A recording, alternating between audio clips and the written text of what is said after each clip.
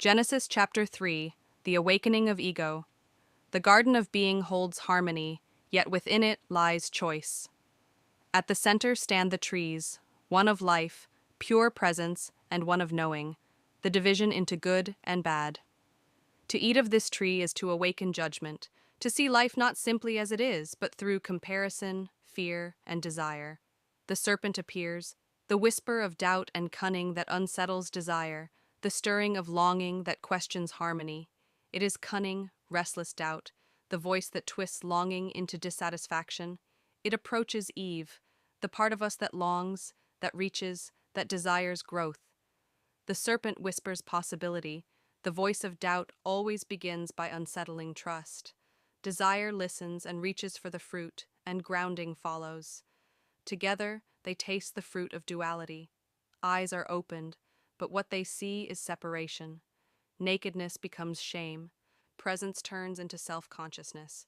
They cover themselves, afraid of being seen as they are. The voice within calls, "Where are you?" It is not a question of location, but of presence. Humanity now hides from itself, from its own source, from one another. In forgetting that the divine lives within, the self fractures into fear and blame. Responsibility is evaded. Grounding blames desire, desire blames the voice of doubt.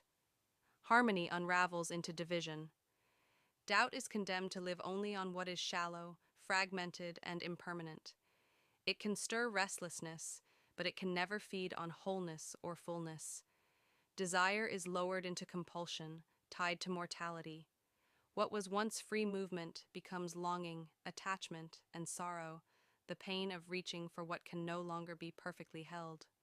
Desire now seeks grounding, yet in imbalance, grounding rules over it. The flow and the form, once partners, become divided. Reason over feeling, control over flow, structure over spontaneity, and the ground itself shifts. What once flowed effortlessly must now be worked for. Birth comes with pain, work with sweat, survival with struggle. Yet even here blessing hides. Effort gives meaning, pain brings strength, and labor brings forth life.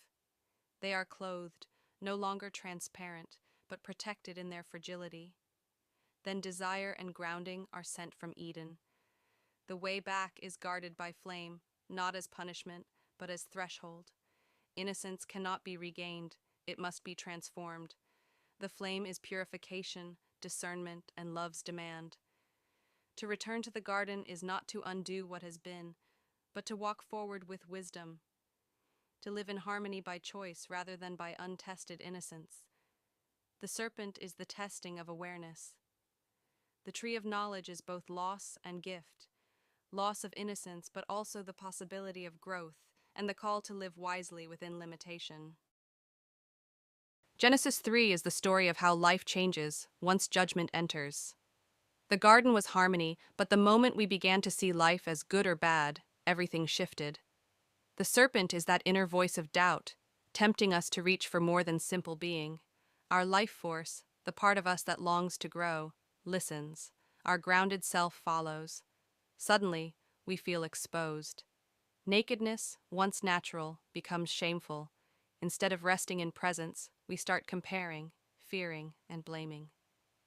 Our grounded self blames our desire, and our desire blames the inner voice of doubt.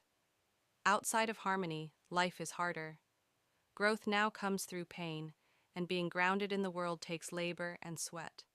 But these struggles are not only burdens, they also bring depth. Through them, we grow, create, and discover strength. Within us continues the tension between our capacity for growth, desire, movement, life energy, and the whisper of doubt that undermines trust.